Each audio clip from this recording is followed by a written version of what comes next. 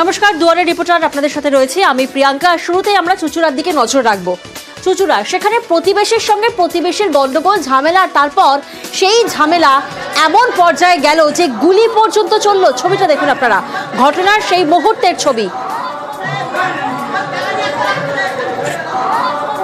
সামান্য পড়শি বিবাদ আর সেখানেই চলল গুলি। চুঁচুড়ায় মা ছেলেকে গুলি, প্রতিবেশী প্রৌঢ়ের বচসার সময় মারমুখী প্রতিবেশী, যুবককে ধাক্কা মেরে পুকুরে ফেলে দেওয়ার অভিযোগ। আর তারপর পুকুর থেকে উঠলে একেবারে কাটারি নিয়ে তাড়া করা হয়। এখানেই শেষ নয়, তারপর গুলি করা হয়। দেখুন ছবিটা, আক্রান্তের মা, তিনি বাঁচাতে গেলে গুলি করেন প্রতিবেশী।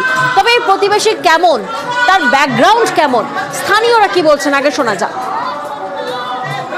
যাকে তাকে কোপাতে যায়, ছুরি নিয়ে মারতে যায়, এর বউ ছেলে মেয়ে সব সমান। ঝামেলা বাদে বউ ছুরি বা কাটারি যোগান দেয়, এরা এইরকম টাইপের। অনেক ছেলেদের কোপাতে গেছে, অনেক ছেলেকে কুপিয়েছে। বন্দুকটা যেহেতু লাইসেন্স করা, তো বন্দুকটা নিয়ে যখন তখন যাকে তাকে নিয়ে শাসাতে যায়, মারতে যায়। আজকে তো সেইটার গুলি চালিয়ে দিল। কিসে কাজ করে? ওই নাইট গার্ডে। প্রতিনিধি সোমনাথ এই মুহূর্তে আমাদের সঙ্গে রয়েছেন। সোমনাথ, আমরা শুনলাম স্থানীয় বাসিন্দা, তিনি বলছেন যখন তখন এভাবেই নাকি এনারা, এই প্রতিবেশী অর্থাৎ, মারমুখী হয়ে ওঠে, হুমকি শাসানি চলে, আগ্নেয়াস্ত্র দেখিয়ে ভয় দেখান, এমনকি আজ তো গুলি করলেন। এবং যখন গুলি করলেন তখন ছবি যদি আমরা নজর দিই, ওনার সঙ্গে ওনার স্ত্রীও সঙ্গে ছিলেন, কিন্তু স্ত্রীর শারীরিক ভঙ্গিমা দেখে কোথাও মনে হলো না যে তিনি একবারও আটকাচ্ছেন। কেন?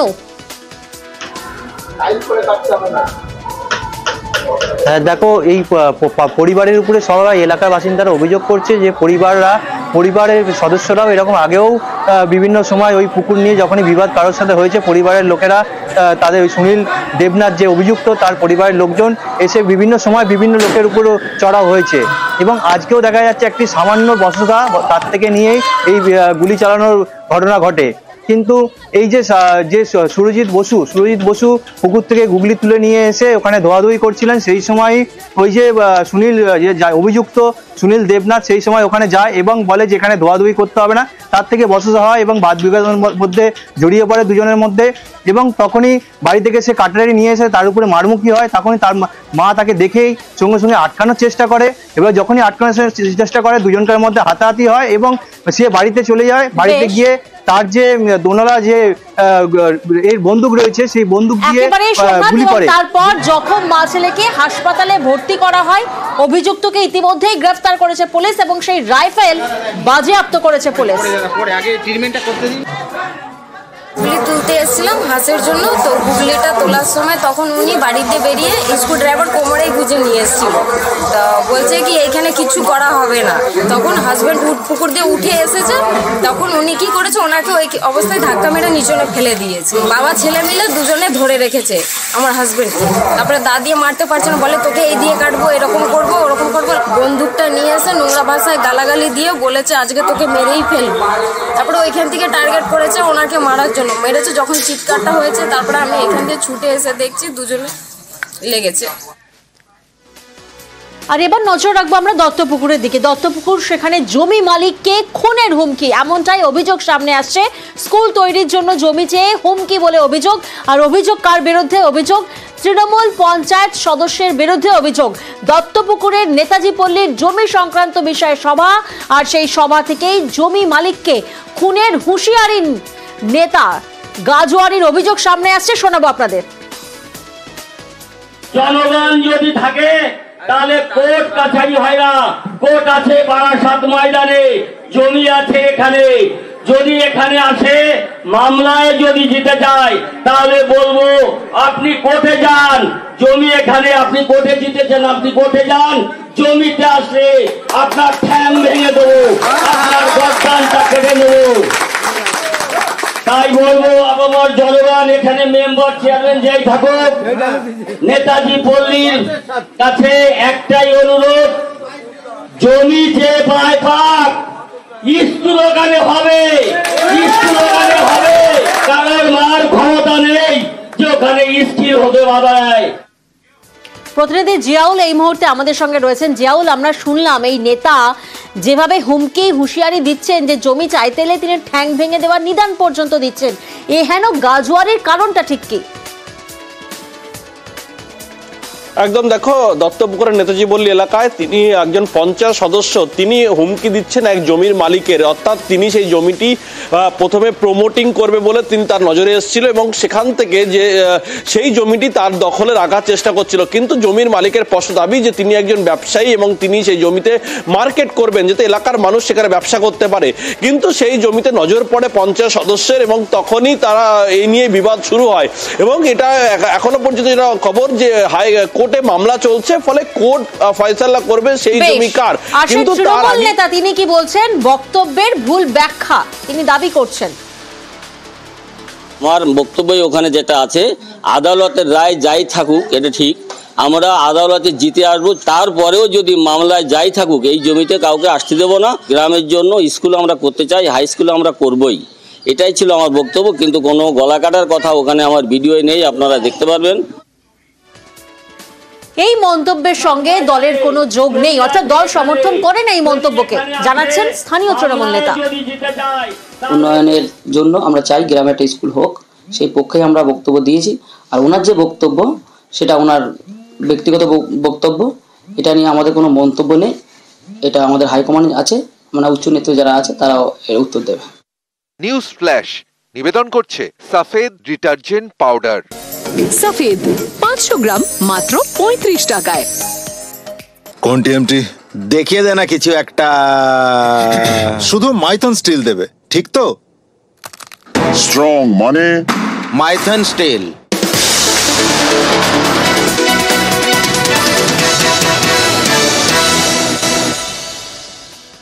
মেদিনীপুর মেডিকেলে বিষ স্যালাইনে মৃত্যু হয়েছে প্রসূতির। গর্ভেতার মামনি রুইদাসের মৃত্যু আর স্ত্রীর মৃত্যুর পর সদ্যজাতকে নিয়ে বাড়ি ফিরেছেন মামনির স্বামী দেবাশিস রুইদাস। ছেলের নাম রেখেছেন অনুপ। মামনির মৃত্যুতে গর্ভেতার সারদা গ্রামে রুইদাস পাড়ায় শোক। সুকান্ত এই মুহূর্তে আমাদের সঙ্গে রয়েছেন। সুকান্ত, একদিকে 4 বছরের মেয়ে আর অন্যদিকে 5 দিনের সদ্যজাতকে নিয়ে মামনির স্বামী তিনি তো রীতিমতো হিমশিম খাচ্ছেন। সদ্যজাত সে মা হারা এই মুহূর্তে পরিবারের তরফ থেকে কি কিছু বলা হচ্ছে, কিছু দাবি করা হচ্ছে? দেখো প্রিয়াঙ্কা, পরিবারের পক্ষ থেকে যেটা দাবি করা হচ্ছে যে সদ্যজাত যে শিশু অর্থাৎ অনুপ এবং তার দিদি 4 বছরের তার বয়স, এই 2 শিশুকে নিয়ে তারা খুবই সমস্যায় পড়েছেন। কারণ এই যে মামনি রুইদাস সেই একই যে পরিবারের গৃহবধূ, সেই পরিবারের কিন্তু দিন আনা দিন খাওয়া পরিবারের তারা বিলং করে। সেই জায়গায় তারা কিন্তু সমস্যায় পড়েছেন। এই সদ্যজাত শিশুকে কি করে মানুষ করবেন, তারা চাইছেন প্রশাসন এসে তাদের সামনে আসুক এবং প্রশাসন সাহায্যের হাত বাড়িয়ে দিক। এক কথায় মামনি রুইদাসের যে পরিবার তারা কিন্তু প্রশাসনের দিকে তাকিয়ে বসে রয়েছে। প্রিয়াঙ্কা, মাকে ছাড়া কিভাবে রাখবো, রাখতে তো পারছি না, বাচ্চাকে রাখতে একটু কষ্ট হচ্ছে। বড় বাচ্চাটা শুধু মাকে খুঁজে, তার মাকে খুঁজে, মা কবে আসবে কবে আসবে। চিকিৎসায় যে কোনো একটা গাফিলতি সেটা আমাদের কাছে কষ্ট করে না, কষ্ট কথা বলেন যে কি হয়েছে ডাক্তারবাবু সেটা বলুন। বাচ্চা কি আরে মানুষ করবো, কোনো লোক আর এলো নি আর সরকার থেকে এখনো পর্যন্ত। বাচ্চার স্বাস্থ্যের কোনো খবর আর কেউ নেয়নি? না, এখনো পর্যন্ত কেউ খবর নেয়নি। কি হারে মানুষ করবো, আমি দুটাইছি না। আপনি কি চাই যাদের মানে দোষী যারা তাদের কি শাস্তি হোক? তাদের শাস্তি হোক। মামনি রুইদাসের মৃত্যু, কিন্তু তারপরেও কি হুঁশ ফিরেছে? রাতে স্বাস্থ্য দপ্তরের নোটিশ আর তারপর রায়গঞ্জে কাল নিষিদ্ধ স্যালাইনের ছবি আমরা দেখেছিলাম। স্যালাইন ব্যবহার না করার নোটিশ দেওয়া হয় আর তারপর নোটিশ পেয়ে স্টক বদল করলো হাসপাতাল কর্তৃপক্ষ। মুক্তা প্রতিনিধি এই মুহূর্তে আমাদের সঙ্গে রয়েছেন। মুক্তা, স্বাস্থ্য দপ্তরের তরফ থেকে তো নোটিশ দেওয়া হয়েছিল, তারপরও কি করে সেই ছবি সামনে এলো? হাসপাতাল কর্তৃপক্ষের তরফ থেকে কি বলা হচ্ছে? দেখো, হাসপাতাল কর্তৃপক্ষের বলা হয়েছে যে নোটিশ আসার পরেই রাতারাতি কিন্তু সেই স্যালাইন বদল হলো। কিন্তু আমরা রাতে যখন আমরা যাই যে স্যালাইন চলছে সেটা আমরা ভিজিট করতে যখন যাই, তখন সেখানে যারা পেশেন্ট পার্টিরা ছিল তখন তারা হইচই করে। তারপরেই কিন্তু সংবাদ শিরোনামে যখন আসে যে রায়গঞ্জ মেডিকেল কলেজ, তখনই কিন্তু চাঞ্চল্য সৃষ্টি হয় এবং রায়গঞ্জ মেডিকেল কলেজ আধিকারিকরা তখন কিন্তু স্যালাইন বদল করে। তো প্রশ্ন সেই জায়গায় যে এমএসভি ভারপ্রাপ্ত এমএসভি যখন বলেছিল যে স্টকটা রয়েছে সেই স্টকের বাইরে তারা যেতে পারবে না, কারণ নতুন স্যালাইন আসেনি, সেই কারণে তাদেরকে স্যালাইন ব্যবহার করতে হচ্ছে। তারপর নোটিশ পেয়ে স্যালাইনের স্টক বদল রায়গঞ্জ হাসপাতালে।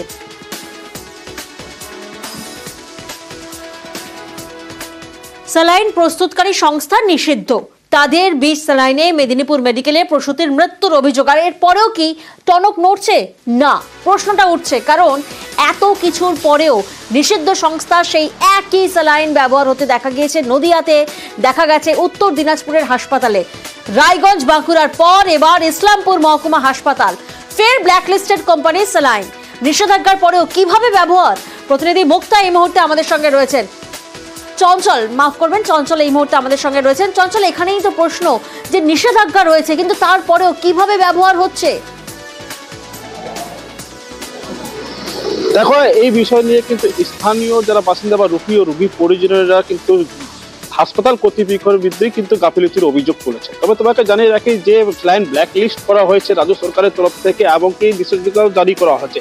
সেই কোম্পানিরই কিন্তু আরো দুটি যে স্যালাইন রয়েছে, যে স্যালাইনগুলো কিন্তু ইসলামপুর মহকুমা হাসপাতালে ব্যবহার করা হচ্ছে এবং রোগীদেরকে দেওয়া হচ্ছে। এ নিয়ে হাসপাতাল কর্তৃপক্ষকে জিজ্ঞেস করা হলে তিনি বলেন যে যে স্যালাইনগুলো নিষেধাজ্ঞা জারি করা হচ্ছে, যে স্যালাইনগুলোর নাম রয়েছে সেই স্যালাইনগুলোর কিন্তু বাদ দিয়ে অন্যান্য স্যালাইনগুলো দেওয়া হচ্ছে রোগীদের। তবে প্রশ্ন উঠছে যে সরকারিভাবে যে স্যালাইন ফ্যাক্টরিকে বা স্যালাইনকে নিষেধাজ্ঞা করা হয়েছে, ব্ল্যাকলিস্ট করা হয়েছে, কিভাবে এই হাসপাতাল কর্তৃপক্ষ সেই স্যালাইনগুলো ব্যবহার করেছে, এটা নিয়ে কিন্তু বিভিন্ন মহলে প্রশ্ন উঠতে শুরু করেছে। তবে কবে সেই হুঁশ ফিরবে হাসপাতাল কর্তৃপক্ষের, সেটা এখন দেখার বিষয়।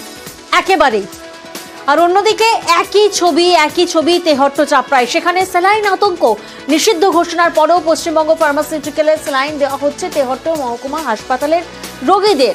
রোগীর পরিবারের তরফ থেকে এমনটাই অভিযোগ সামনে আসছে। চাপড়া গ্রামীণ হাসপাতাল, সেখানেও কিন্তু একই অভিযোগ। আর এই নিয়েই তো রোগীর পরিবার, তারাও কিন্তু আশঙ্কায় রয়েছেন, আতঙ্কে রয়েছেন। প্রতিনিধি সমীর এই মুহূর্তে আমাদের সঙ্গে রয়েছেন। সমীর, আমরা দেখছি যে দিকে দিকে কিন্তু একই ছবি সামনে আসছে। এর জেরে কিন্তু রোগীর পরিবার, তারা তো চরম আতঙ্কে রয়েছেন, চরম আশঙ্কায় রয়েছেন। এখানকার ঠিক কি ছবি?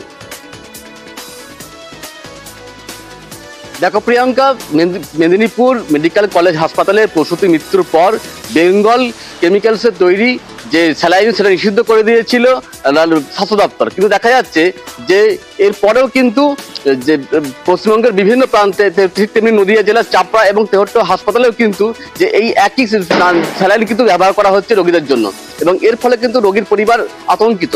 তার কারণ যে স্যালাইন নিষিদ্ধ করেছে স্বাস্থ্য দপ্তর, ঠিক সেই স্যালাইনই ব্যবহার করা হচ্ছে। তাদের দাবি যে চিকিৎসক এবং নার্সরা কিন্তু এই স্যালাইন দিয়েছে এবং এর ফলে রোগীর যদি শরীরে শারীরিক সমস্যা দেখা যায় বা অবস্থার অবনতি হয়, সেক্ষেত্রে কিন্তু চাপড়া হাসপাতাল বা তেহট্ট হাসপাতালের কর্তৃপক্ষ তারা কিন্তু দায়ী থাকবে। তবে এই বিষয়ে কিন্তু নদিয়া জেলা স্বাস্থ্য দপ্তরের পক্ষ থেকে কোনো প্রতিক্রিয়া পাওয়া যায়নি, কারণ আজ যেহেতু রবিবার তাদের সঙ্গে যোগাযোগ করা যায়নি এবং তাদের ফোনেও পাওয়া যায়নি। প্রিয়াঙ্কা,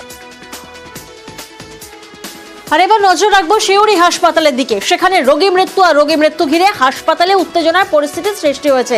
যে ছবি এই মুহূর্তে আপনারা দেখছেন, শিউরি হাসপাতাল, সেখানে রোগী মৃত্যু, চিকিৎসায় গাফিলতির অভিযোগ পরিবারের। আর এই ঘটনায় এক মহিলা পুলিশ, তিনি আহত হয়েছেন। কারণ রোগীর আত্মীয়রা তারা বিক্ষোভ দেখান, আর তারপর পরিস্থিতি নিয়ন্ত্রণে হাসপাতালে বিশাল পুলিশ মোতায়েন করা হয়। সেখানে আহত হন এক মহিলা পুলিশ কর্মী। প্রতিনিধি সুপ্রতিম এই মুহূর্তে আমাদের সঙ্গে রয়েছেন। সুপ্রতিম, এই উত্তেজনা বা এই গন্ডগোলের সূত্রপাত কোথা থেকে? দেখো, যে উত্তেজনা, যে গন্ডগোলের সূত্রপাত, সেটা হচ্ছে একজন মহিলা রোগিনী, তাকে যখন নিয়ে আসা হয় এবং সেখানে নিয়ে এসে তখন যাকে হাসপাতালে ভর্তি করা হয় এবং সেখানে অস্ত্রোপচারের জন্য তাকে সেখানে ভর্তি করে এবং তার লাইগেশন অপারেশন হয়। কিন্তু তারপরে কিন্তু আজকে সকাল থেকে তার শারীরিক অবস্থার অবনতি এবং সে মারা যায় সিউড়ি সুপার স্পেশালিটি হাসপাতালে। এবং তারপরেই কিন্তু রোগীর বাড়ির আত্মীয়রা এবং গ্রামবাসীরা কিন্তু হাসপাতালে বিক্ষোভ দেখাতে থাকে এবং তারা কিন্তু চড়াও হয় হাসপাতালে। এবং সেই সময় হাসপাতালে একজন নিরাপত্তারক্ষী যখন হাসপাতালের মেইন গেট থেকে তাদেরকে সরিয়ে যেতে বলে, সেই সময় কিন্তু গন্ডগোলের সূত্রপাত হয় এবং তাদেরকে কিন্তু রীতিমতো মারধর করা হয় এবং হাসপাতালের গেটে তারা ঢুকতে চায়। সেই সময়ে একজন মহিলা পুলিশকর্মী তিনি আহত হন এবং তারপরে কিন্তু হাসপাতাল কর্তৃপক্ষের সঙ্গে যারা রোগীর বাড়ির আত্মীয়, তাদের একটা বৈঠক হয় এবং শেষে সেই হয় গোটা ঘটনার ময়না তদন্ত করা হবে, তার ভিডিওগ্রাফি করা হবে, যে যে ওষুধ ছিল সেগুলোকে রাখা হবে তদন্তের জন্য। তবে কিনা আজকে যে ঘটনা হয়েছিল তা কিন্তু হাসপাতালে যথেষ্টই উত্তেজনা ছড়িয়েছিল। সকালে আমাকে ফোন করেছিল যে ভাই 10টার সময় ছুটি হয়ে যাবে, আজকে দেখছি দিদি আর নেই। এটা কি করে হয়? ভুল ট্রিটমেন্টের জন্য মারা গিয়েছে, একটা ভুল ট্যাবলেট দিয়েছিল সেই জন্য মারা গিয়েছে। আমাদের ডাক্তারকে চাই, কেন এরকম করলো? কিসের জন্য? আমরা ডাক্তারের সাথে কথা বলবো। আমার দিদির কাছে যে স্যালাইন বা ট্রিটমেন্ট যে ট্রেড ব্যাগ গুলো দেওয়া ছিল না, ওইগুলো চাই। ওগুলো কোথায়? ওগুলো তো কিছুই নাই। আমরা তো যে গেলাম সব ওগুলো হাবিজ, সমস্ত কিছু লুকিয়ে দিয়ে কেন লুকিয়ে দিয়েছে? কি করেছে, কি মেডিসিন দিয়েছে, কি প্রুফ দিয়েছে, কি স্যালাইন দিয়েছে, ওগুলো সব দেখতে চাই। গতকাল সকালে অপারেশন হয়েছে, 10 জন মায়ের অপারেশন হয়েছে, একজন পেশেন্ট, আর সকালে সার্জেন্ট ডেথ হয়েছে। পেশেন্ট রাতে ভালো ছিল, বাইরের লোককে বলেছে, বাইরের লোক এখানে বলে গেছে, সকালেও খেয়েছে, বাইরের লোককে বলেছেন ভালো আছে। পেশেন্টকে হঠাৎ কোলাপস করে পেশেন্টকে আইসিইউতে নিয়ে যাওয়া হয়। সেটুকু সময় যা যা চিকিৎসা হওয়া হয়েছে, কিন্তু পেশেন্ট রেসপন্স করে। ওনারা যা যা কমপ্লেন করছেন সমস্ত কমপ্লেন আমরা নেব। আর এবার দেখাবো সরকারি হাসপাতাল আর সেখানে তোলাবাজির অভিযোগ। কারা করছেন তোলাবাজি? আয়ারা, এমনটাই অভিযোগ সামনে আসছে। সন্তান প্রসব করলেই 500 টাকা। বালুরঘাট সুপার স্পেশালিটি হাসপাতাল, সেখানে আয়াদের বিরুদ্ধে তোলাবাজির অভিযোগ সামনে আসছে। প্রতিনিধি অনুপ এই মুহূর্তে আমাদের সঙ্গে রয়েছেন। অনুপ, আয়াদের বিরুদ্ধে সরব হয়েছেন রোগীর পরিবার, সেক্ষেত্রে হাসপাতাল কর্তৃপক্ষ কি জানেন যে আয়ারা এভাবে দিনের পর দিন তোলাবাজি করছেন? একদমই প্রিয়াঙ্কা, এই দাবি নিয়ে কিন্তু সরব হয়েছে রোগীর আত্মীয়রা, যে হাসপাতালে একজন প্রসূতি ভর্তি হওয়ার পরে তাদের যখন সন্তান জন্মগ্রহণ করছে তারপরেই তাদের কাছে 500 টাকা দাবি করা হচ্ছে। এই নিয়ে কিন্তু হাসপাতালে যখন রোগীর পরিবারের লোকেরা আয়াদের সঙ্গে কথা বলতে যায়, তখনও কিন্তু তাদের সঙ্গে বাকবিতণ্ডা বেঁধে যায়। এরপরে তারা বেশ কয়েকজন মিলে জেলা হাসপাতালের সুপার কৃষ্ণেন্দু বিকাশ বাগের কাছে লিখিত অভিযোগ জানান। যদিও কৃষ্ণেন্দু বিকাশ বাগ সুপার তিনি জানিয়েছেন যে ঘটনার অভিযোগ পেয়েছেন এবং যে ঘটনায় ঘটে থাকুক না কেন তারা তদন্ত করে যথাযোগ্য ব্যবস্থা কিন্তু তারা নেবেন, কারণ এই ধরনের ঘটনা সরকারি হাসপাতালে কখনো চলতে পারে না। এই কথা কিন্তু কৃষ্ণেন্দু বিকাশ বাগ যে হাসপাতাল সুপার তিনি কিন্তু জানিয়েছেন যে যথাযোগ্য ব্যবস্থা তারা কিন্তু নেবেন। প্রিয়াঙ্কা,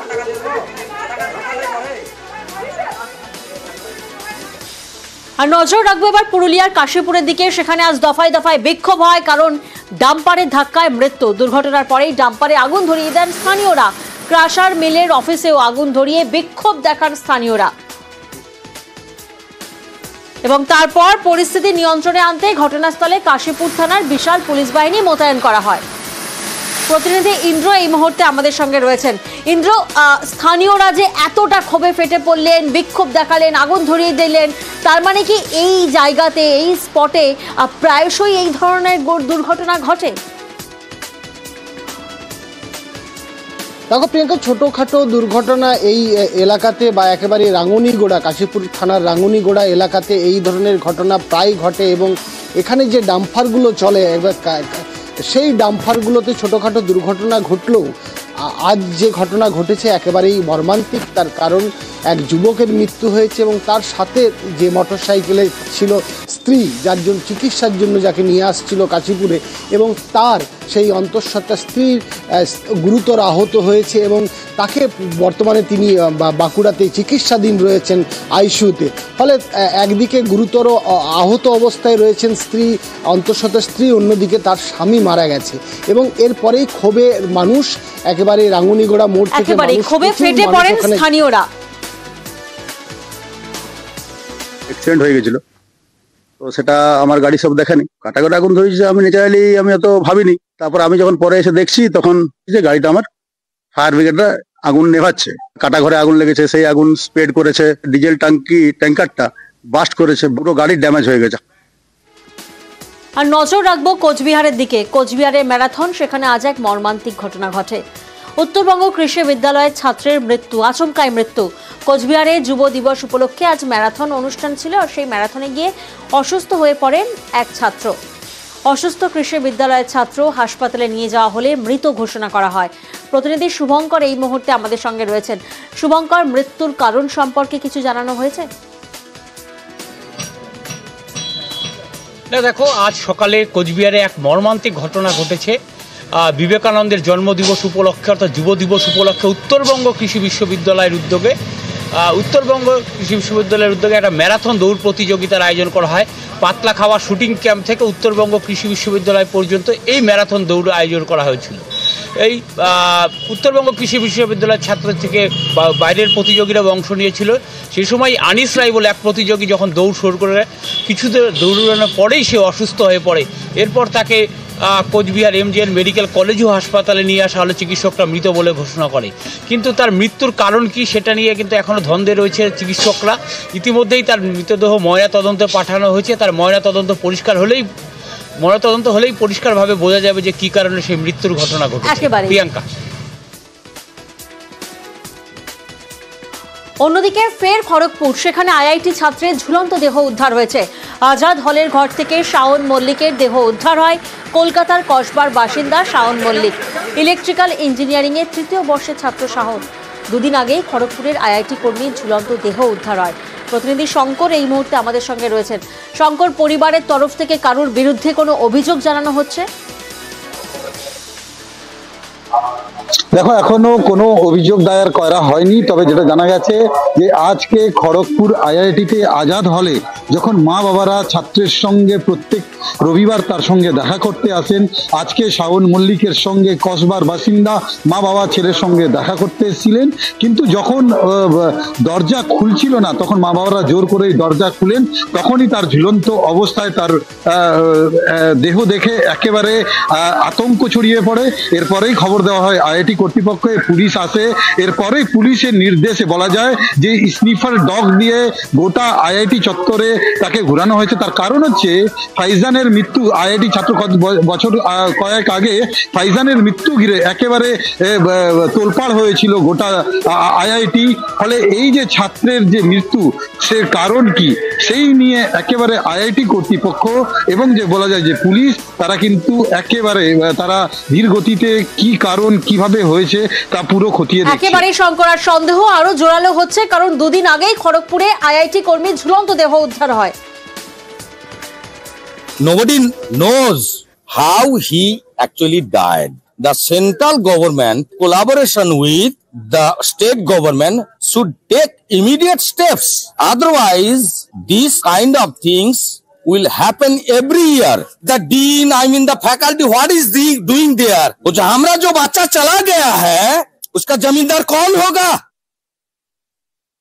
এমন কোনো নেগেটিভ কিছু কারণে এত ভালো ছেলে, GPA 9-এর ওপর, একদম টপার, বাংলা নাটক করতো, মাস্টারমশাইদের সাথে খুব ভালো সম্পর্ক, মাস্টারমশাইদেরকে খুব ভালো প্রজেক্টও অফার করেছিলেন। কাউকে কোনো কিছু দুঃখের কথা বলেনি, কোনো অসুবিধা আছে বা কিছু না, কারোর সাথে সেরকম শেয়ার করেনি। গতকাল রাতেও কথা আছে, আস্তে আস্তে সবাইকে সাথে কথা বলে আরো বার করতে হবে, যদি এর পিছনে আরো কিছু থেকে থাকে ইনভেস্টিগেট করতে হবে। যারা করবার পুলিশেরই কাজ, এটা করবে, আমরা সহযোগিতা করবো। যে না, IIT-র মধ্যে এরকম থ্রেট কালচারের কোনো কথা কোনোদিন আমরা শুনিনি।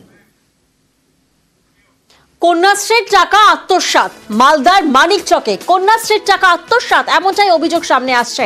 ছাত্রীদের ভুয়ো ব্যাংক অ্যাকাউন্ট খুলে কন্যাশ্রীর টাকা আত্মসাতের অভিযোগ। মানিকচকের এনায়েতপুর উচ্চ বিদ্যালয়ে জালিয়াতির অভিযোগ। আর জালিয়াতিতে অভিযুক্ত স্কুলেরই সহকারী প্রধান শিক্ষক। আগে অভিযোগটা শোনাই আপনাদের। বয়স 17 হয়েছিল, তো আমরা স্যারকে বলে স্যার আমাদের চেক করে নিত, তো স্যার চেক করেছে, তো আমাদের 2021 সালে টাকা উঠে নিয়েছে। কতজনের হয়েছে এরকম? 12-13 জন। স্কুলের সম্বন্ধে স্যারের সই আছে, যারা দোষী আছে তাদের শাস্তি দেওয়া হবে। কন্যাশ্রীর টাকা কে উঠিয়ে নিয়েছে 25,000 টাকা। হেডমাস্টারের সই না পেলে তো টাকা তোলা যাবে না। হেডমাস্টারের সই আছে, সুনন্দ ওই ছিল হেডমাস্টার তখন।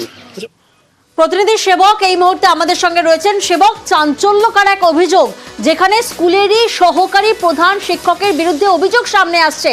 স্কুলের 42 জন ছাত্রের ক্ষেত্রে এমন জালিয়াতি হয়েছে।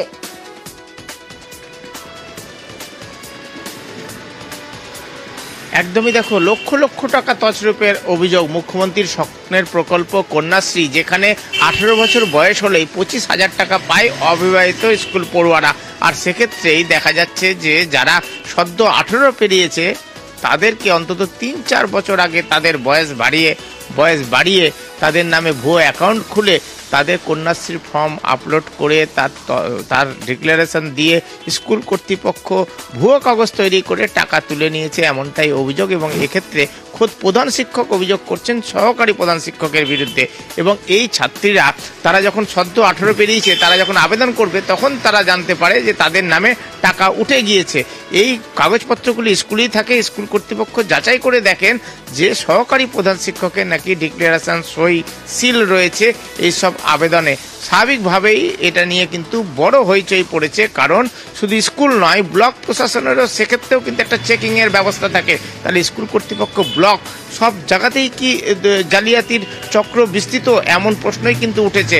আর সহকারী প্রধান শিক্ষক যিনি অভিযুক্ত, তিনি বলছেন এক অস্থায়ী কর্মী, তিনি এই কাজ করতেন, তিনি সম্ভবত সই আর সিল জাল করে এই কাণ্ড ঘটিয়েছেন। কিন্তু কাণ্ড যাই হোক, পুলিশ জানিয়েছে তদন্ত শুরু হয়েছে, যারা এই ঘটনার পিছনে রয়েছে তাদেরকে দ্রুত। প্রতারিত ছাত্রীদের নিয়ে মানিকচক থানায় অভিযোগ দায়ের করেন প্রধান শিক্ষক। অন্যদিকে জালিয়াতির অভিযোগ অস্বীকার করছেন সহকারী প্রধান শিক্ষক।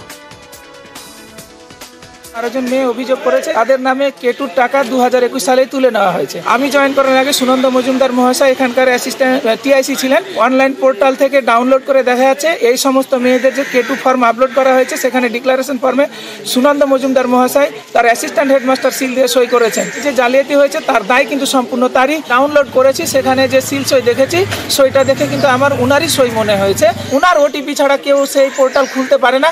অন্য কেউ সেই পোর্টাল খুলে তার সিল জাল করে, সই জাল করে ফর্ম আপলোড করতে পারে, এটা হতে পারে না। তো উনি অবশ্যই জড়িত আছেন, কিংবা জড়িত থাকার পরেও এখন উনি সাধু সাজার চেষ্টা করছেন, সেটা উনি জবাব দেবেন এবং প্রশাসন সেটাকে তদন্ত করে বের করবে। 2021 সালের ঘটনা, যেহেতু আমার সিল সাইনকে জাল করেছে এবং সেই সময় লকডাউন ছিল, এটা ব্লেম দেওয়া হচ্ছে যে আমি নাকি এটা করেছি। তো 2019-এ প্রধান শিক্ষক চলে এসছেন, আর 2021-এর ঘটনা, তা আমার দায়িত্বটা কোথায়? এখানে নোডাল কী ছিল কি ছিল আমার জানাই নেই, এগুলো বলা যাবে না, যেহেতু প্রধান শিক্ষক আসলে উনি করেন এগুলো। কন্যাশ্রীর ব্যাপারটা উনি টোটালটা উনি দেখছিলেন, এখনও দেখছেন। এগুলো ভুয়ো কথা বলছে। বর্তমান প্রধান শিক্ষক অনেক খবরে শিরোনামে এসছেন, সাইকেল চুরি থেকে, হোস্টেল চুরি থেকে, এরকম প্রতিবাদ করেছিলাম বলে আমার সঙ্গে হাতাহাতি হয়েছে। এবং উনি কেমন মানুষ এলাকার মানুষ জানেন। ওনার সঙ্গে যেহেতু এটা আমার রেসারেসি চলছে, সেই সব সুযোগটা কাজে লাগানোর চেষ্টা করছে। ভোট আসে, ভোট যায়, বিভিন্ন দাবি দেওয়া, প্রতিশ্রুতি, সমস্যা, এগুলো আদৌ কি বাস্তবায়িত হয়? বিভিন্ন জায়গা থেকে অভিযোগ আসে যে দাবি দেওয়া, সমস্যা, এগুলোর সমাধান হয় না, সুরাহা হয় না। কিন্তু কোথাও কোথাও হয়। কেন বলছি? কারণ বারাসাতের 10 নম্বর ওয়ার্ডের কালীবাড়ি রোড দীর্ঘদিন ধরে বেহাল ছিল। বাসিন্দাদের অভিযোগ ছিল বহুদিনের এই সমস্যার। তারপর কি হলো? তারপর সমস্যার সমাধানে এগিয়ে আসেন 10 নম্বর ওয়ার্ডের কাউন্সিলর দেবব্রত পাল। ছবিটা দেখুন। নিজের টাকায় রাস্তা সংস্কার কাউন্সিলরের, 2.5 লক্ষ টাকা ব্যয়ে রাস্তা মেরামত করা হয়েছে। আর খুব স্বাভাবিকভাবেই খুশি স্থানীয়রা। আমি প্রসঙ্গে বলি, আমি অত্যন্ত আনন্দিত, আমরা এই গরিব লোকজন আমাদের ভালো। প্রতিনিধি জিয়াউল এই মুহূর্তে আমাদের সঙ্গে রয়েছেন, সরাসরি জিয়াউলের কাছে যাব। জিয়াউল, কাউন্সিলরকে তো সাধুবাদ যে তিনি নিজে 2.5 লক্ষ টাকা খরচ করে রাস্তা মেরামত করেছেন, কিন্তু স্থানীয়দেরও দাবি ছিল যে বহুদিন ধরে রাস্তার এরকম বেহাল দশা ছিল। তখন কি প্রশাসনের নজরে এসেছিল, না আসেনি? দেখো, একাধিকবার এলাকার মানুষ সোচ্চার হচ্ছেন যে রাস্তা সত্যি খুবই খারাপ, চলাচলের অযোগ্য, এবং বারংবার তারা প্রশাসনের কাছে দরবার করেছেন, পৌরসভায় দরবার করেছেন, কিন্তু রাস্তা হয়নি। অর্থাৎ ভোট যায়, ভোট আসে, মানুষের প্রতিশ্রুতি আসে, প্রতিশ্রুতি মেলে, কিন্তু রাস্তা আর হয় না। অর্থাৎ দীর্ঘদিন ধরে সেখানে বাম কাউন্সিলর ছিল, ফলে তিনি কোনো উন্নয়নের দিকে নজর দেননি। এবং এবারেও বছর দেড়েক আগে তিনি নতুন পদে এসেছেন এবং কাউন্সিলর হয়েছেন 10 নম্বর ওয়ার্ডের কাউন্সিলর দেবব্রত পাল। ফলে মানুষের প্রতিশ্রুতি দিয়েছিলেন এই রাস্তা সবার আগে তিনি করবেন, কিন্তু সেইভাবে তিনি পৌরসভাকে একাধিকবার জানিয়েছেন এবং সেই জন্য তিনি সেই পৌরসভা থেকে অর্থ বরাদ্দ হচ্ছিল না, ফলে অর্থ সংকটে ভুগছে বারাসাত পৌরসভা। ফলে নিজের প্রতিশ্রুতি দেওয়া সেই কথায় রাখলেন দেবব্রত পাল। নিজের গাটের টাকায় প্রায় 500 মিটার রাস্তা 2.5 লক্ষ টাকা ব্যয়ে নিজেই তৈরি করলেন, নিজে তৈরি করে দিলেন। শুধুমাত্র রাস্তা নয়, ড্রেন এবং আলোর ব্যবস্থাও করে দিলেন নিজের গাটের টাকায় খরচ করে। তার কারণ প্রতিশ্রুতি দিয়েছিলেন যে ভোটে জিতলেই তিনি রাস্তা করবেন, কিন্তু সে রাস্তা না করে নিজের গাটির টাকায় রাস্তা করলেন। এলাকার মানুষ সাধুবাদ জানালেন কাউন্সিলরকে। বেশ, সারা 10 নম্বরে উনি কম বেশি সবার জন্য করে, সব করা সম্ভব না, কিন্তু উনি ওনার দিক দিয়ে যেটুকুনি পারার সব পুরো ওয়ার্ডটাই উনি করেন, এটা অস্বীকার করা হবে। প্রচুর উন্নয়ন বাকি আছে এখন। 7খানা লাইটের পোল আমরা বসাচ্ছি এখানে, 2.5 লক্ষ টাকা খরচা হচ্ছে, টোটালটা নিয়ে যান। সমবায় ভোট আর সেখানে জোটের জয়। নন্দকুমারের সমবায় ভোটে জয়ী রাম বাম জোট। নন্দকুমারের ভবানীপুরে কৃষি উন্নয়ন সমিতির ভোট আর সেখানেই জয়ী রাম বাম জোট।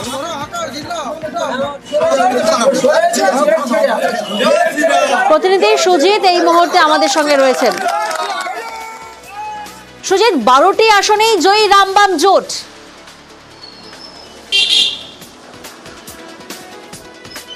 একেবারে, এবং সেই হিসেব বলছে যে 12টি আসন তৃণমূল প্রার্থী দিয়েছিল এবং সেই 12 আসনের বিরুদ্ধে তৃণমূলের বিরুদ্ধে একজেট হয়েই কিন্তু প্রার্থী দিয়েছিল। সেখানেই দেখা গেছে বামেরাও ছিল, সিপিএম, বিজেপি তারা ছিল এবং তাদের কিন্তু মোট 12টি আসনে প্রার্থী দিয়ে তারা যে লড়াই করেছে সেখানে 12টি আসনে জয় পেয়েছে। সেই নন্দকুমার, যেখানে এর আগেও দেখা গেছে প্রিয়াঙ্কা এমন ঘটনা যেখানে কিনা রামবাম জোট একসঙ্গে লড়াই করে তৃণমূলকে হারিয়েছে, আজকেও সেটা দেখা গেল। এবং সেই যে লড়াইটা তারা বলছেন যে তৃণমূলকে হারাতেই তারা একজোট হয়েছিলেন এবং তারা বোর্ড দখল করেছেন।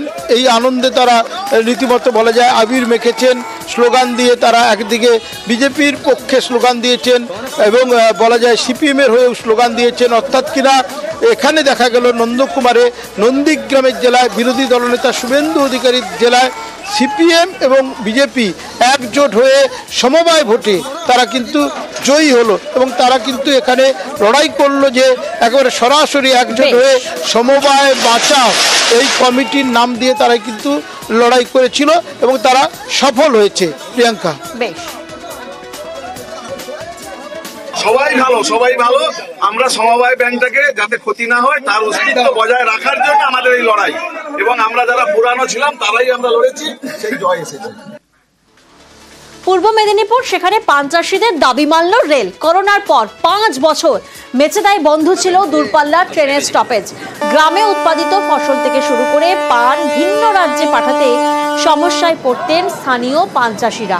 আর এবার সেই দাবি মানল রেল। করোনার পর 5 বছর বন্ধ ছিল আর এবার আবারও শুরু হলো, অর্থাৎ অবশেষে দাবি পূরণ হলো। সুজিত, প্রতিনিধি এই মুহূর্তে আমাদের সঙ্গে রয়েছেন। সুজিত, দীর্ঘদিন ধরেই তো এই স্টেশন থেকে স্টেশনের স্টপেজের জন্য একটা দাবি দেওয়া ছিল, কতটা গুরুত্বপূর্ণ ছিল এখানকার স্টপেজ?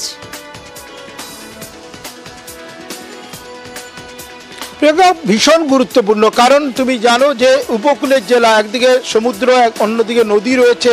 উপকূলের জেলায় ধান যে প্রধান চাষ, কিন্তু কৃষকদের কাছে অর্থকরী ফসল হিসেবে ফুল এবং একই সঙ্গে পানের চাষ কিন্তু যথেষ্ট পরিমাণে রয়েছে। সেই পান, ফুল ভিন রাজ্যে নিয়ে যাওয়ার জন্য কিন্তু এই দুটি ট্রেন সম্বল ছিল এবং ভরসা ছিল। তা কিন্তু করোনা লকডাউনের পর প্রিয়াঙ্কা বন্ধ হয়ে যায়, তারপর চালুই হচ্ছিল না। শেষমেশ এই যে চালু হলো তা নিয়ে রীতিমতো খুশি, স্বাভাবিক খুশি কোলাঘাট, পাঁশকুড়ার ফুল চাষিরা, তমলুক, মহিষাদল কিংবা হলদিয়া সহ পুরো জেলার পান চাষিরা। এবং এই যে তারা খুশি, তার কারণ একটাই, ভিন রাজ্যে তারা রপ্তানি করতে পারবেন, পাঠাতে পারবেন এবং তাদের যে বলা যায় উৎপাদিত ফসল, ফুল, পান, তা খুব সহজেই তারা এই ট্রেনের মারফত পাঠাতে পারবেন। কিন্তু মেছাদায় স্টপেজ না থাকার কারণে তারা এই মালটা তোলার জন্য কিন্তু সমস্যায় পড়ছেন।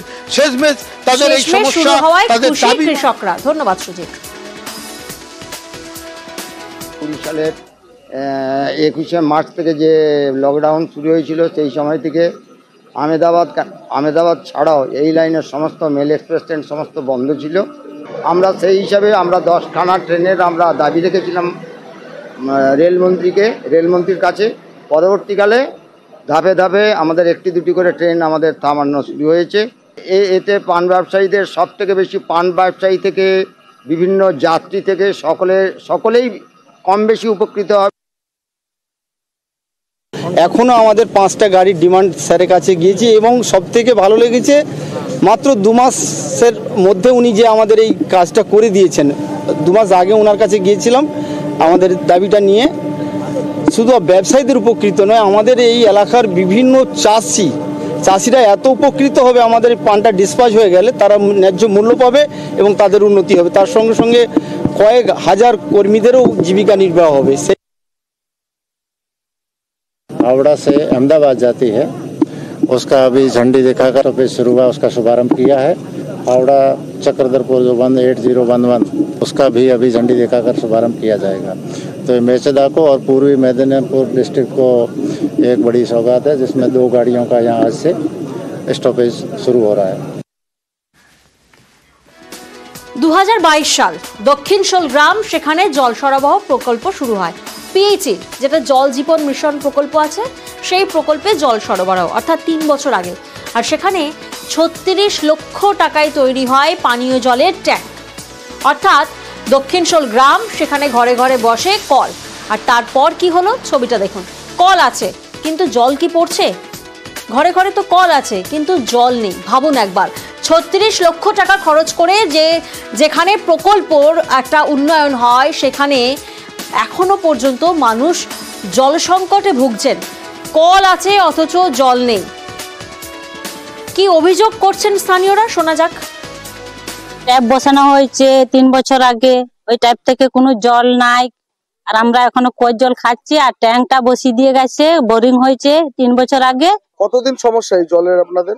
আমাদের 5-6 বছর সমস্যা হচ্ছে। আমরা এখন কুয়োর জল খাচ্ছি। ভালো সেই জল? না, ভালো নয়, জলটা ভালো নয়। ঘোলা, অসুখ হচ্ছে ছেলে মেয়েদের। 50টি পরিবার এখানে বসবাস করি, একটা কুয়োর উপরে নির্ভর। একদম শ্যাওলা বসে যায় বর্ষাকালে, কানি করে ছেঁকে ছেঁকে, একধারে পোকা থাকে একধারে ছেঁকে আমরা সেই জল এখনো খাই। অনেক রোগ জ্বালা হয়ে জল পড়েনি এবং ট্যাপ আছে, জল নেই। ট্যাঙ্কিতেও আদৌ জল উঠবে কিনা এখনো সম্ভব নেই। প্রতিনিধি দেবব্রত এই মুহূর্তে আমাদের সঙ্গে রয়েছেন। দেবব্রত, এ তো দেখছি এই গ্রামে একেবারে উলট পুরাণ। কারণ একদিকে তো জল জীবন মিশন প্রকল্প রয়েছে, তার জেরে জল সরবরাহ হওয়ার কথা, কিন্তু গ্রামবাসীদের খেতে হচ্ছে কুয়োর নোংরা জল। পিএইচই দপ্তরের তরফ থেকে কি বলা হচ্ছে? কেন কোনো পদক্ষেপ হচ্ছে না?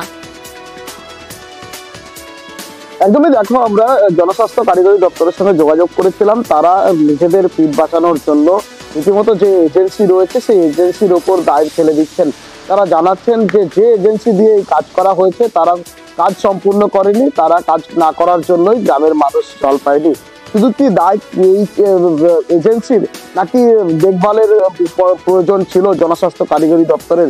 এই প্রশ্নটা কিন্তু উঠছে। তবে পিএইচই দপ্তরের অর্থাৎ জনস্বাস্থ্য কারিগরি দপ্তরের ইঞ্জিনিয়ার বলছে 7 দিনের মধ্যে জল তাদের গ্রামে পৌঁছে দেওয়া হবে। তোমাকে জানাবো, সোনামুখী ব্লকের মানিকবাজার গ্রাম পঞ্চায়েত অর্থাৎ বিজেপি পরিচালিত এই পঞ্চায়েতের যে দক্ষিণশোল গ্রাম, এই গ্রামে 2025 সালে দাঁড়িয়েও কুয়োর জল খেতে হচ্ছে। সেই জল একেবারেই নোংরা এবং সেই জল খেয়ে গ্রামবাসীরা অভিযোগ করছে মাসে 2 থেকে 3 বার তাদের শরীর খারাপ হয়, ডাক্তার দেখায়, শরীর ঠিক হয়, আবার পুনরায় তারা এসে সেই জলই খায়। সেই জল শুধু মানুষই খায় না, গবাদি পশুরা, তারপর তোমার বাসনপত্র ধোয়া ধুই, গরু বাছুরকে স্নান করানো, সবকিছু ওই কুয়োর জলে একেবারে ঢাকনাহীন এই কুয়ো জল, নোংরা জল পান করে। কারণ 2022 সালে সরকারের 36 লক্ষ টাকা ব্যয়ে এই যে প্রজেক্ট, সেই প্রজেক্ট তৈরি করা হয়েছিল। জল সমস্যার জন্য ঠিকাদার সংস্থাকে দায়ী করছেন পিএইচির অ্যাসিস্ট্যান্ট ইঞ্জিনিয়ার, কিন্তু অন্যদিকে 1 সপ্তাহের মধ্যে জল সমস্যা মেটার প্রতিশ্রুতি দিচ্ছেন পিএইচই দপ্তর। এই কাজগুলো যে সংস্থা পেয়েছিল সেই সংস্থার কাজের গতি খুব ধীর। পাইপলাইন তারা করতে করতে আবার চলে যাচ্ছে, তাদের লেবারের সংখ্যা কম। তো এখানেও তাই গতি খুব কম। তবে আমি খোঁজ নিয়েছি, ঊর্ধ্বতন কর্তৃপক্ষরা বারবার চিঠি করেছেন ওই এজেন্সিদের, তাদের বিরুদ্ধে ব্যবস্থাও নিয়েছেন এবং যাদের কাজগুলি তাড়াতাড়ি হয় তার জন্য তারা বারবার চিঠি করেছেন এবং ওনাদের আস্তে আস্তে কাজের প্রোগ্রেস হচ্ছে। ওনারাও করেছেন যে আমরা তাড়াতাড়ি করে কাজটা করে দেবো। আর এই ঘটনা সামনে আসার পরেই শুরু হয়েছে রাজনৈতিক চর্চা। তো এটা খুবই দুঃখের বিষয় যে তারা এখনো কুয়োর জল খাচ্ছে। তো এখানে যেটা আমি শুনেছি যে 2022 সালে জনস্বাস্থ্য কারিগরি দপ্তর থেকে 36 লাখ টাকা খরচা করে কোনো একটা জলের স্কিম তারা ওখানে তৈরি করেছে, ট্যাঙ্ক পাইপলাইন করেছে, বাড়ি বাড়ি ট্যাপ দিয়েছে, কিন্তু আদৌ 1 ফোঁটা জল সেখানে পড়েনি। তখন আমাদের পঞ্চায়েত ছিল তৃণমূল পরিচালিত। সেক্ষেত্রে এতদিন কেন তারা চালু করতে পারলো না বা করেনি, বা সে টাকা কোথায় গেল সেটা তাদেরকে জবাব দিতে হবে। আমি এ নিয়ে উপরে যারা দপ্তরে যারা কাজ করছেন তাদেরকে বলবো অতি সত্বর চালু করতে। বা এর সাথে আমি আরেকটা যোগ করবো, জল জীবন মিশন আমাদের পুরো পঞ্চায়েতে কাজ চালু আছে। তো আগামী 3 থেকে 6 মাসের মধ্যে হাড় জল প্রজেক্টের বাড়ি বাড়ি জল পৌঁছে যাবে, এটা আমার আশা আছে। মানিকবাজারটা যতদূর আমার জানা সেটা বিজেপি পরিচালিত গ্রাম পঞ্চায়েত। এখনকার দিনে মানুষ কি কুয়োর জল খাবে? এখন 2025, এখন অনেক উন্নত হয়েছে গ্রাম। তার মানে ওই বিজেপি পরিচালিত গ্রাম পঞ্চায়েত ব্যর্থ, তারা কাজ করতে পারছে না, মানুষকে পরিষেবা দিতে পারছে না। আমার মনে হয় তাদের এখনই তাদের পদত্যাগ করা উচিত। আমি পিএইচই দপ্তরের সাথে কথা বলবো যাতে তাদের কাছে জল আমরা খুব শীঘ্র পৌঁছে দিতে পারি। এখন ওটা কেন হয়নি, কি হয়নি, এখন ওটার বিষয়টা পরে হবে। বিজেপি সরকার তো এত বড় বড় কথা বলে, তাদের নাকি এত প্রকল্প রয়েছে। সে গ্রাম পঞ্চায়েতের প্রধান, সে অনেক কাজ করতে পারে, সে একটা গ্রামে জল পৌঁছতে পারছে না। আর নজর রাখবে এবার শীতলকুচির দিকে। সেখানে নগর শোভাগঞ্জ গাছ আলু খেয়ে অসুস্থ হয়ে গেছেন 20 জন এবং মৃত্যু পর্যন্ত হয়েছে একজনের। শীতলকুচি সেখানে গাছ আলু খেয়ে মৃত্যু এবং অসুস্থ হয়েছেন 20 জন। বাজার থেকে গাছ আলু কিনেই নাকি বিপত্তি, এমনটাই অভিযোগ সামনে এসেছে। কি অভিযোগ, কেন এমন অবস্থা, কি বলছেন স্থানীয়রা, শোনা যাক। আলু বিক্রি করতেছি, তো আলুওয়ালার কাছে আলু নিলাম আমি। খাওয়া দাওয়ার পরে ওইবার মাথা ঘুরতেছে, পরে পরে আমি কিন্তু তাহলে এক কাজ করে টোটাল বন্ধ করে খাওয়া, আলু ছাড়াও লিখছে না। পরে আমার বাড়িতে মাছ আলু না কি করে পরে আমার বাড়ির পাশে যে ড্রাইভার নিয়ে গেছে তারও বাড়িতে ওই কেস। প্রতিনিধি রাজেশ এই মুহূর্তে আমাদের সঙ্গে রয়েছেন। রাজেশ, যে 20 জন অসুস্থ হয়েছেন এবং যার মৃত্যু হয়েছে, প্রত্যেকের অসুস্থতায় কি একই? ডাক্তারের তরফ থেকে কি বলা হচ্ছে? অর্থাৎ গাছ আলু খেয়েই কি এই ঘটনা? হ্যাঁ দেখো, শীতলকুচি নগর শোভাগঞ্জ এলাকায় কিন্তু আজ বাজার থেকে সেই গাছ আলু কিনে নিয়ে আসে এবং সেই আলু কিন্তু রীতিমতো রান্না করা হয় বাড়িতে, এবং সেই রান্না করা আলু খেয়েই এই অসুস্থ হওয়ার ঘটনা ঘটে এবং একজন মহিলার মৃত্যুও হয়।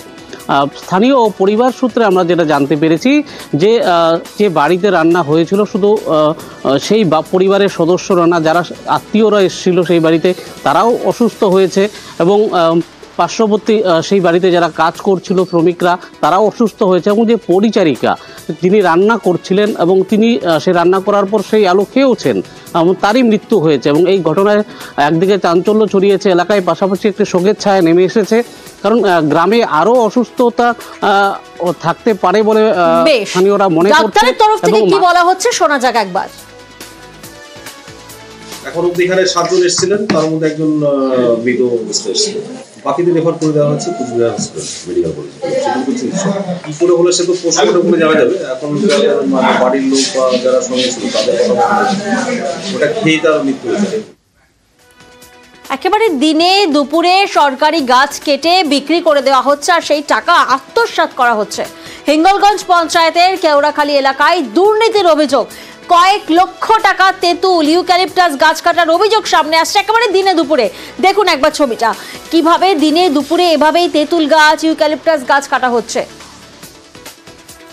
প্রতিনিধি অনুপম এই মুহূর্তে আমাদের সঙ্গে রয়েছেন। অনুপম, সরকারি গাছ এভাবে দিনে দুপুরে কার মদতে কাটা হচ্ছে, কারা জড়িত?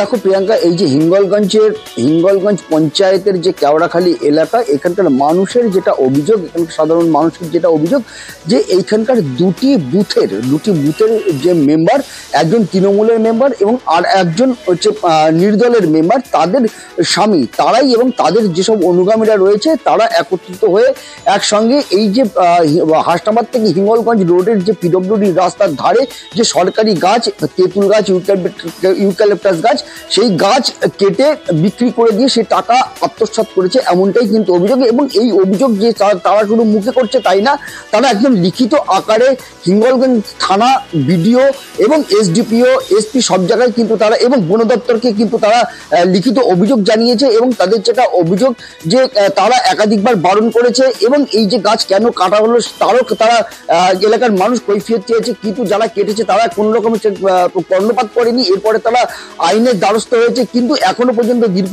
বেশ কয়েকদিন কেটে গেল। সরকারি গাছ কাটার অভিযোগ 2 পঞ্চায়েত মেম্বারের স্বামীর বিরুদ্ধে, তিনি কি বলছেন শুনবো এবং পাশাপাশি অভিযোগ খতিয়ে দেখার আশ্বাস দিচ্ছেন হিঙ্গলগঞ্জের বিডিও। ঝড় যেদিন আসছে সেই দিনই বৃষ্টির জন্য ওখানে একটা গাছ একজনের ঘরের উপরে পড়ে কিন্তু ওখানে গোয়ালঘরটা ভেঙে গেছিল, আর একটা একটু কাট হয়েছিল একদম দোতলা বিল্ডিং এর দিকে। তখন ওই উপপ্রধান এখন সবাই আসলে সকালবেলা এসে বিডিও বা থানায় ওখানটায়, তারপরে ওরা পঞ্চায়েত তরফ থেকে আলোচনা করে কিন্তু এটা করেছে। একটা অভিযোগ হয়েছে বিডিওর কাছে, ধরুন এসডিও, বন দপ্তর, সব দপ্তরে, ওসির কাছেও একটা অভিযোগ হয়েছে। বিরোধী কিছু আছে, ওরা এটা করেছে। যেটা সোজা দাঁড়িয়েছিল সেটা কিন্তু ইমিডিয়েট বন দপ্তরের থেকে পারমিশন পাওয়া যায়, সেটা কি নেওয়া ছিল? না না না না না না না না না, এগুলো আমি শুনেছি এগুলো পুরোনো ছিল, কিছু গাছের উপরে রাস্তার উপরে এসে পড়ছিল, সেগুলো কিছু ছড়িয়েছিল, পুরোনো গাছ ছিল। পুলিশ দেখছে, পুলিশের কাছে কমপ্লেন ছিল, পুলিশ দেখছে। জিনাতের পর ফের একবার বাঘ আতঙ্ক, এবার ঝাড়গ্রামে ফের বাঘ আতঙ্ক। বেলপাহাড়িতে বাঘের থাবার ছাপ দেখা যায়। বাঁশপাহাড়ের মানিয়ারি জঙ্গল, সেখানে থাবার ছাপ, জঙ্গলে থাবার ছাপ, আর এই নিয়েই আতঙ্ক বাড়ছে। প্রতিনিধি রাজু এই মুহূর্তে আমাদের সঙ্গে রয়েছেন। রাজু, বাঘের থাবার ছাপ দেখে রীতিমতো আতঙ্কে রয়েছেন প্রত্যেকে স্থানীয়রা, সেক্ষেত্রে বন দপ্তরের তরফ থেকে কি কি ব্যবস্থা নেওয়া হচ্ছে? দেখো প্রিয়াঙ্কা, প্রথমত বলে রাখবো যে মনিয়ারা যে গ্রাম রয়েছে সেই গ্রাম সংলগ্ন যে জঙ্গল, সেই জঙ্গলে আজ সকালে যখন কুরকুট তুলতে গিয়েছিলেন গ্রামের বেশ কয়েকজন যুবক, সেই যুবকেরাই প্রথম বাঘের পায়ের ছাপ দেখেন এবং তারপরেই তারা বাঘকে দেখেছেন এমনটাও জানাচ্ছেন একজন। যে বাঘকে দেখেছে সে জানিয়েছে সে কুরকুট যখন তুলে সেখান থেকে ফিরছিল সেই সময় প্রথমে বাঘের পায়ের ছাপ দেখে এবং তারপরেই কিছুটা দূরে গিয়ে দেখে যে সামনে একটি বিশাল আকারের জন্তু দাঁড়িয়ে রয়েছে। প্রথমে সে বুঝে উঠতে পারেনি, কিন্তু পরবর্তী ক্ষেত্রে তার জিনাতের কথা মনে পড়ে এবং তারপরেই সেই গায়ে ডোরা কাটা দাগ এবং লালচে রঙের আকার দেখেই ভয়ে সে শিউরে ওঠে এবং সেখান থেকেই তড়িঘড়ি ছুটে গ্রামে চলে আসে এবং সঙ্গে থাকা যে বন্ধুরা ছিল তাদেরকেও চিৎকার করে বলে যে এখানে বাঘ রয়েছে, পালিয়ে চলো। আর তারপরেই ঘটনার পরেই বাড়িতে এসে সে রীতিমতো আতঙ্কের মধ্যে থাকে এবং পরবর্তী ক্ষেত্রে সেখান থেকে বন দপ্তরকে খবর দেওয়া হয়। ঘটনাস্থলে বন দপ্তর গিয়ে পৌঁছেছে। ইতিমধ্যে বন দপ্তর রেঞ্জের বনকর্মীরা পৌঁছন।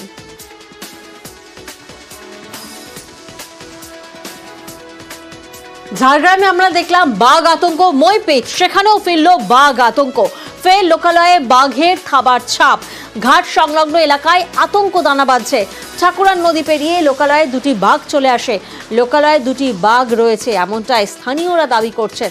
প্রতিনিধি অর্পণ এই মুহূর্তে আমাদের সঙ্গে রয়েছেন। অর্পণ, স্থানীয়রা দাবি করছেন যে লোকালয়ে দুটি বাঘ চলে এসেছে, তারা চরম আতঙ্কে রয়েছেন। বন দপ্তরের তরফ থেকে কি কি ব্যবস্থা নেওয়া হচ্ছে?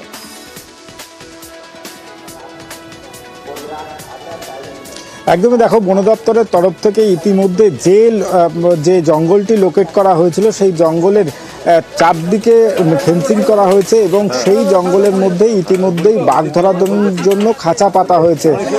তোমাকে বলবো যে মুইপিটের যে বৈকুণ্ঠপুর উত্তর এবং দক্ষিণ সেখানে যেমন বাঘের আতঙ্ক ছিল, আজ সকাল থেকে নতুন করে গঙ্গার ঘাট এলাকায় সেখানেও কিন্তু এই বাঘের আতঙ্ক ছড়িয়েছে এবং স্থানীয় মানুষজন তারা যেটা জানাচ্ছেন একটি নয় দুটি বাঘ এই এলাকায় চলে এসছে এমনটাই তারা অভিযোগ করছেন এবং এই অভিযোগের পরেই বন দপ্তরের আধিকারিকরা ঘটনাস্থলে যান।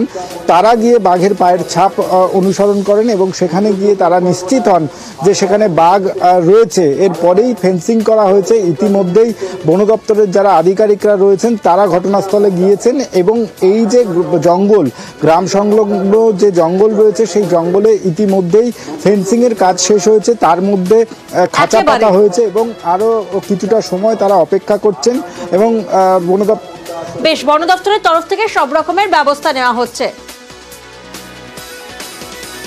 ঝাড়গ্রাম, মইপিট সেখানে বাঘের আতঙ্ক, অন্যদিকে চা বাগান সেখানে চিতা বাঘের আতঙ্ক। আলিপুরদুয়ারের মথুরা চা বাগান সেখানে চিতাবাঘের আতঙ্ক। গত কয়েকদিনে ধরা পড়ে 3টি চিতাবাঘ। চা বাগানে আরও চিতাবাঘ রয়েছে এমনটাই শ্রমিকরা দাবি করছেন। প্রতিনিধি রাজকুমার এই মুহূর্তে আমাদের সঙ্গে রয়েছেন। রাজকুমার, একেবারে তিনটি চিতাবাঘ ধরা পড়েছে, শ্রমিকরা তারা তো ভয়ে রয়েছেন, বন দপ্তরের তরফ থেকে কি কি ব্যবস্থা নেওয়া হচ্ছে? দেখো প্রিয়াঙ্কা, বন দপ্তরের পক্ষ থেকে ইতিমধ্যেই কিন্তু এই যে মথুরা চা বাগানের 6 নম্বর যে ডিভিশন, সেই 6 নম্বর ডিভিশনে একটি খাঁচা পাতা হয়েছে এবং সেই খাঁচাতে লোহার যে খাঁচা, সেই খাঁচাতে কিন্তু ছাগলের টোপ ব্যবহার করা হচ্ছে এবং এলাকায় বন দপ্তরের কর্মীরা সর্বক্ষণ টহল দিচ্ছে। গোটা এলাকায় কিন্তু চিতাবাঘের আতঙ্ক ছড়িয়েছে। সেই আতঙ্ক কাটাতে কিন্তু বনকর্মীদের একদিকে যেমন টহল চলছে, পাহারা চলছে, অন্যদিকে ছাগলের টোপ দিয়ে খাঁচা পাতা হয়েছে যাতে এই চিতাবাঘ ধরা পড়ে। প্রিয়াঙ্কা,